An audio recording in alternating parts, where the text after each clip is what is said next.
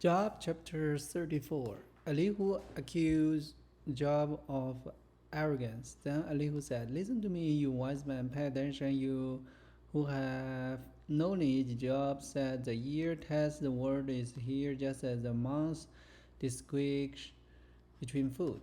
So let us discern for ourselves what is right. Let us learn together what is good." For Job also said, "I am innocent. God has taken away my right. I am innocent, but they call me a liar. My suffering is incurable, though I have not sinned. Tell me, has there ever been a man like Job, with his thirst for irreverent talk? He chooses evil people as a companion. He spends his time with wicked men. He has even said, 'Why waste time trying to please God?' Listen to me, you who have understand everyone, knowing that God doesn't sin, the Almighty can do no wrong. He repays people according to their need. He treats people as they deserve. Truly, God will not do wrong. The Almighty will not twist justice. Did someone else put the world in his care? Who set the whole world in place? If God were to take back his spirit and withdraw his breath, all life would cease, and humanity would turn again to dust. Now listen to me, if you are wise, and pay attention to what I say. Could God govern if he hated justice? Are you going to condemn the Almighty Judge? For he said to kings, 'You are wicked,' and to nobles, 'You are unjust.' He doesn't care how great a person may be, and he pays no more attention to the rich than to the poor.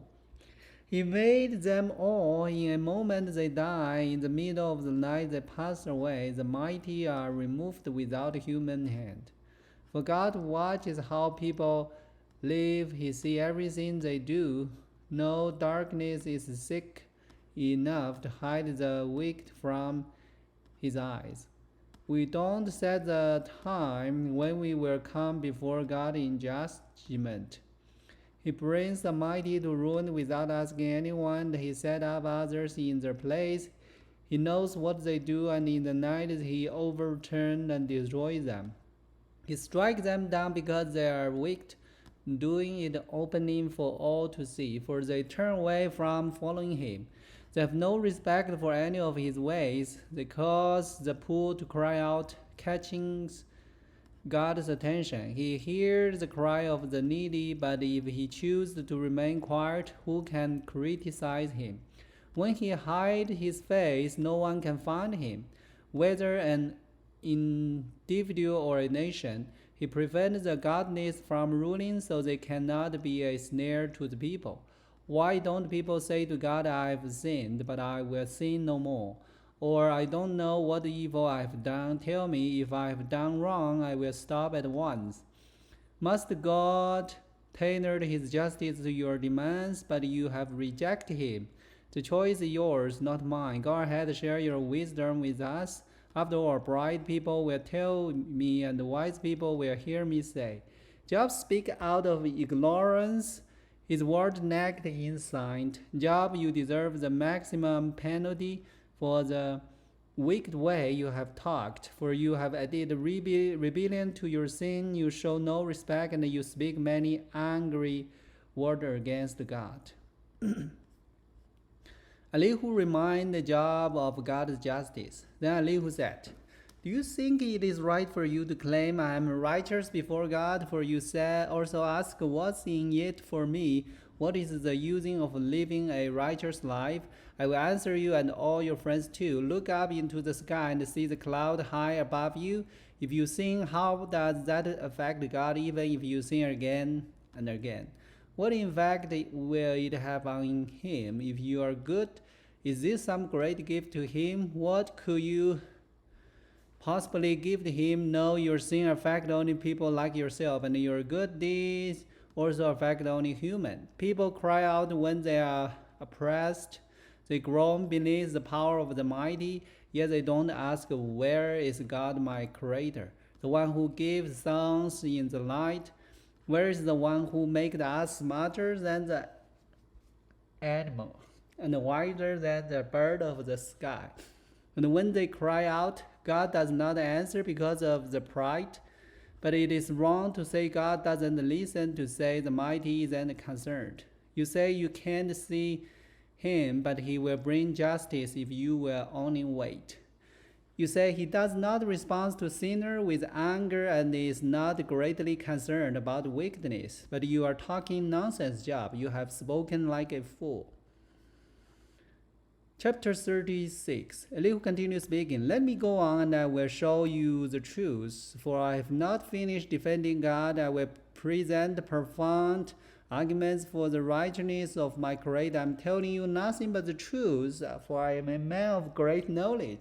God is mighty, but he does not despise anyone. He is mighty in both power and understanding. He does not let the weak live, but give justice to the afflicted. He never takes his eyes off the innocent, but he sets them on throne with kings and exalts them forever.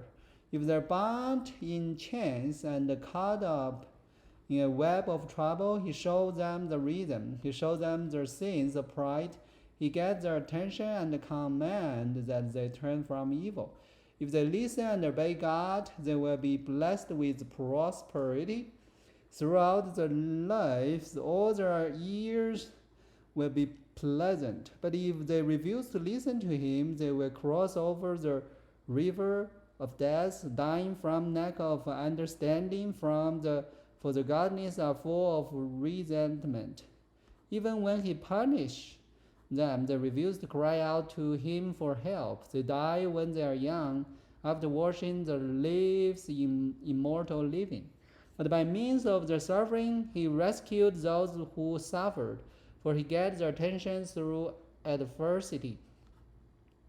God is leading you away from danger, Job, to a place free from distress. He is setting your table with the best food, but you are obsessed with whether the godliness will be judged. Don't worry, judgment and justice will be upheld. But watch out, or you may be seduced by wealth. Don't let yourself be bribed into sin. Could all your wealth or all your mighty effort keep you from distress? Do not long for the cover of night, for that is when people will be destroyed. Be on guard, turn back from evil, for God sent this suffering to keep you from a life of evil. Elihu reminds Job of God's power. Look, God is all-powerful. Who is a teacher like him? No one can tell him what to do or say to him, you have done wrong.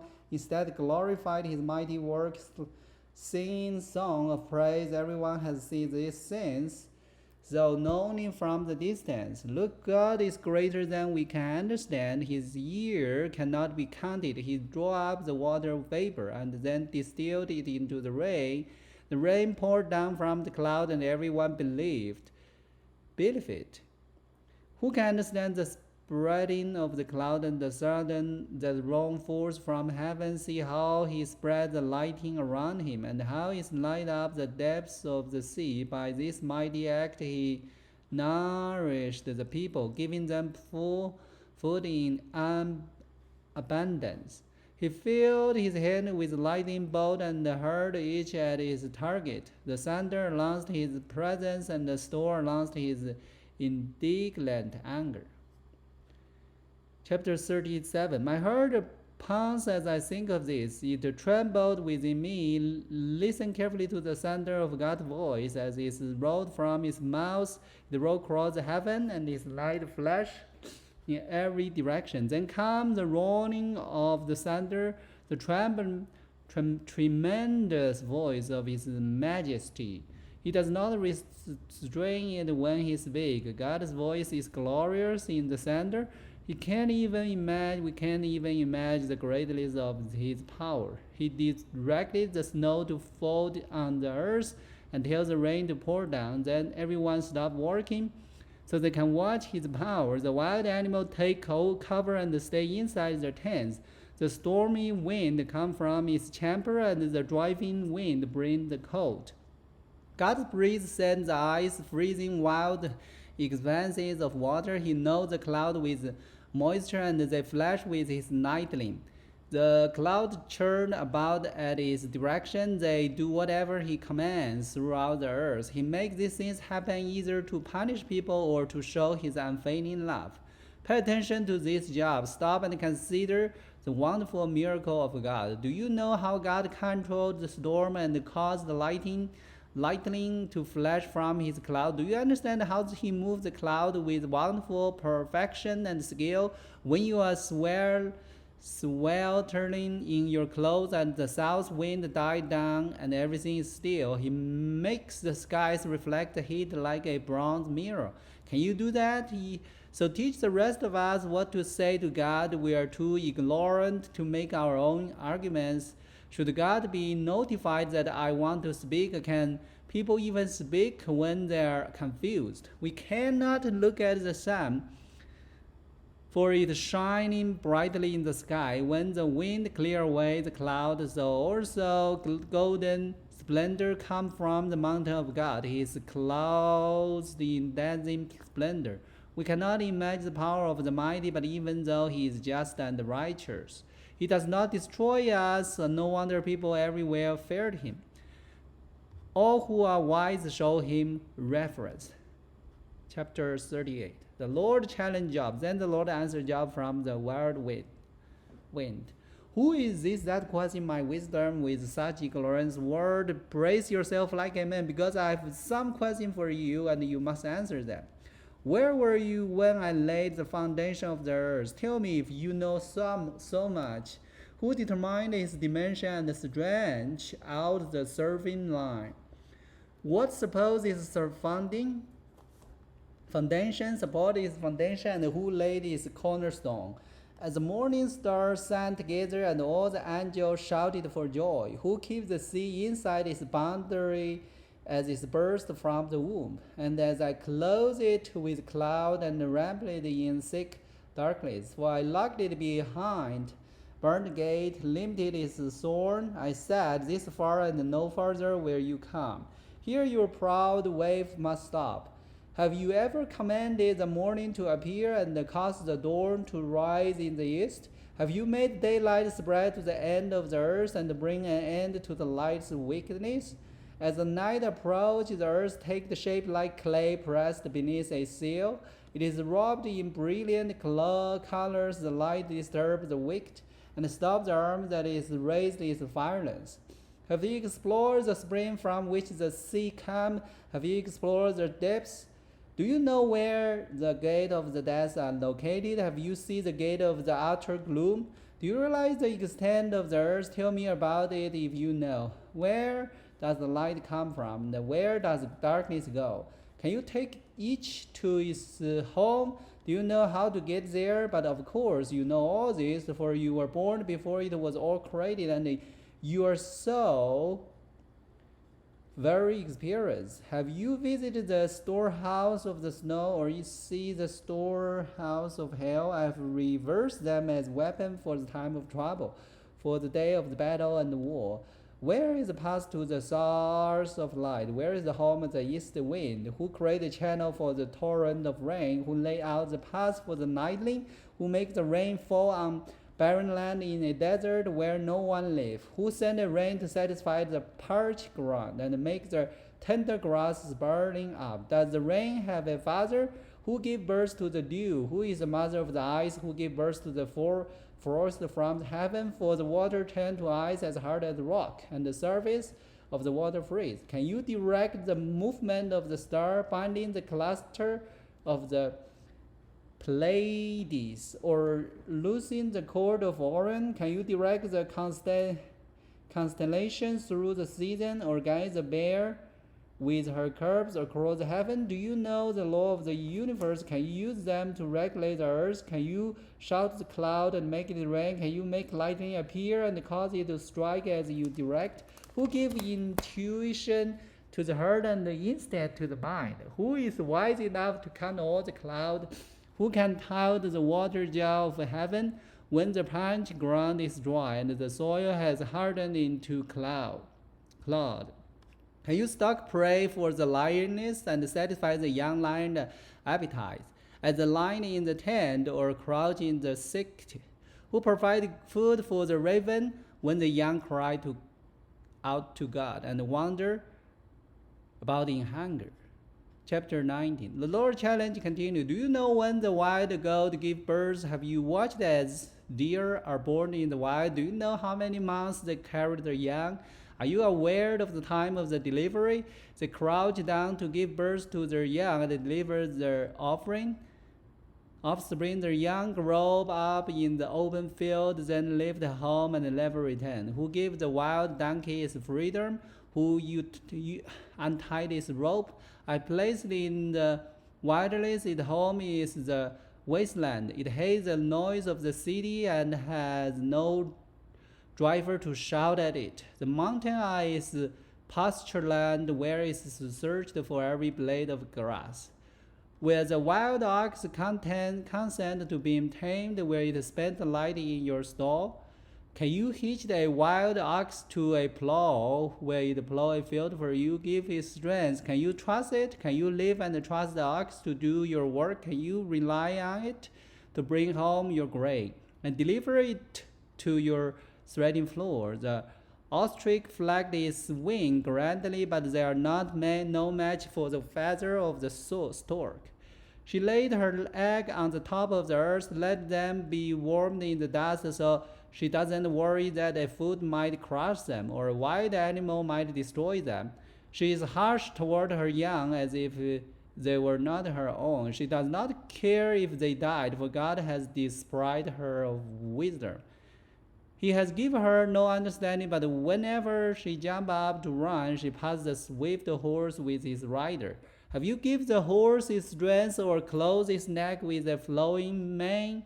Did you give it the ability to leap like a locust? Its majestic snorting is terrifying. It paws the earth and rejoices in its strength. When it charges out to battle, it laughs at fear and is unafraid. It does not run from the sword. The arrow rattle against it, and the spear and the javelin flash. It paws the ground fiercely and rushes forward into battle when the ram horn blows. It slaughters the sounds of the horn. It senses the battle in the distance. It quailed at the captain's command and the noise of the battle.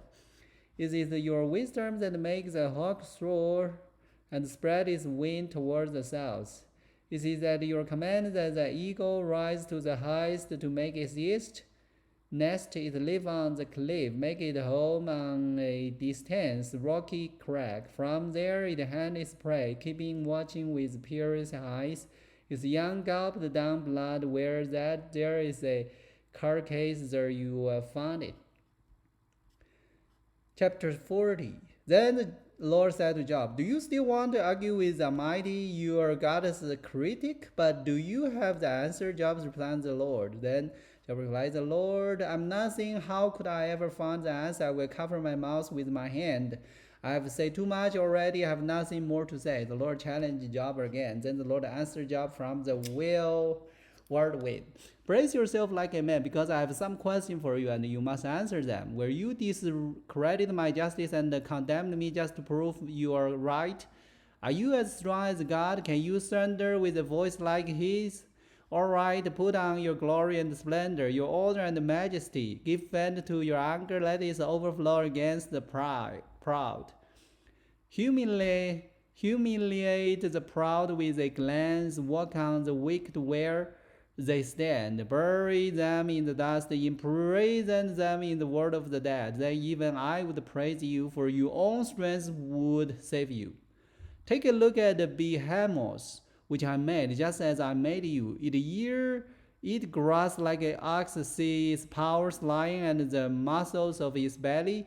Its tail is as strong as a cedar. The sinews of its thigh are knit tightly together. Its bones are tube of bronze. Its lips are bar of iron. It's a prime example of God's handiwork, and only its creator can thread it. The mountains offered its best food, where all the wild animal play is light under the lotus plant, hidden by the reed in the marsh.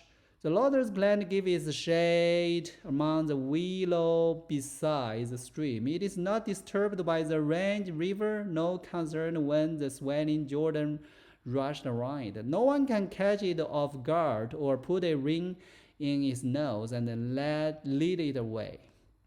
Chapter 41. The Lord challenge continued. Can you catch the Leviathan with a hook or put a noose around its jaw? Can you tie it with a rope through the nose or pierce its jaw with a spike where it beg you for mercy or implore you for pity?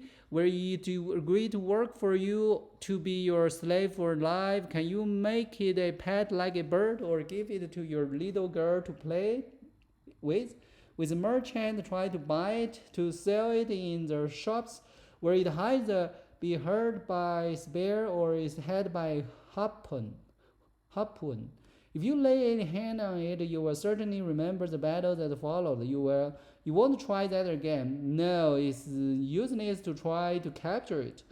The hunter who attempted it will be locked down, and since no one dare to disturb it, who then can stand up to me who has given me anything that I need to pay back? Everything under heaven is mine. I want to emphasize Leviathan's names and its enormous strength and graceful form. Who can strive of its height and who can penetrate its double layer of armor?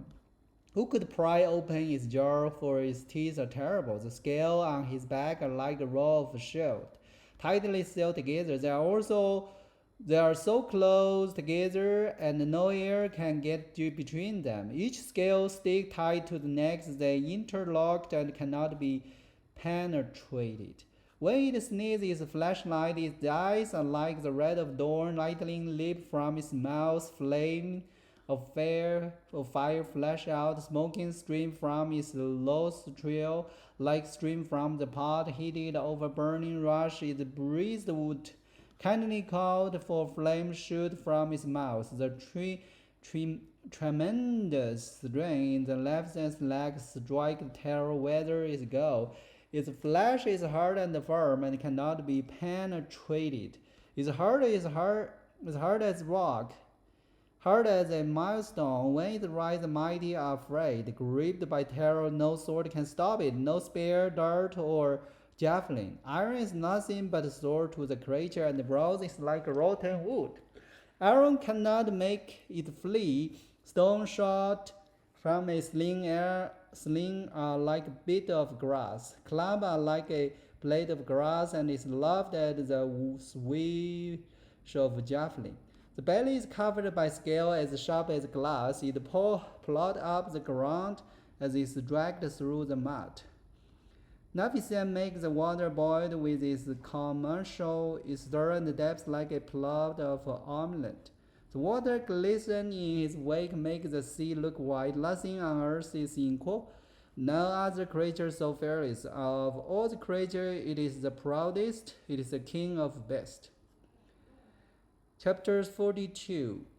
Job responds to the Lord. Then Job replies, Lord, I know that you can do anything and no one can stop you. You ask, who is that questioning my wisdom with such ignorance? It is I, and I was talking about things I knew nothing about, things far too wonderful for me. You said, listen, and I will speak. I have some questions for you, and you must answer them. I've only heard about you before, but now I have seen you with my own eyes. I take back everything I said and sit in the dust and ash to show my repentance. Conclusion. The Lord blessed Job. After the Lord had finished speaking to Job, he said to Eliphaz the Temanite, I'm hungry with you and your two friends, for you have not spoken accurate about me as my servant Job had.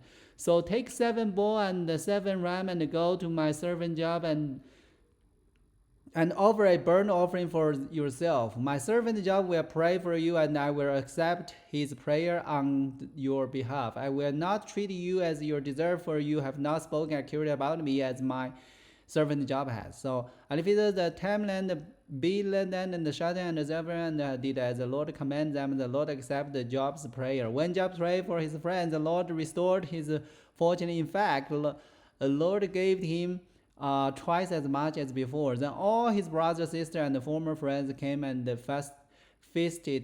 feasted with him in his home.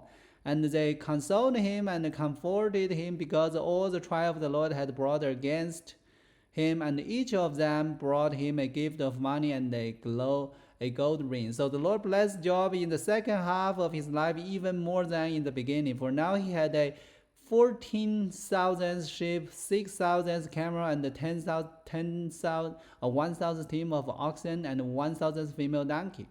He also gave Job 7 more sons and 3 more daughters. He named his first daughter Jamia, the second Kezia, and the third Kenina. In all the land, no women were as loved as the daughter of Job, and their father put them into his will along with the brothers.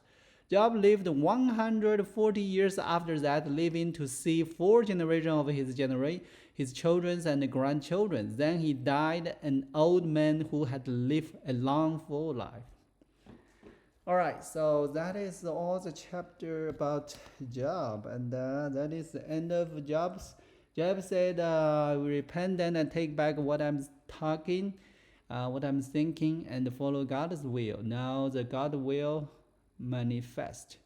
All right, so that is final verses of the chapter Job. So that is today's Bible learning. Hope everyone like it. God bless everyone. Let's see you tomorrow.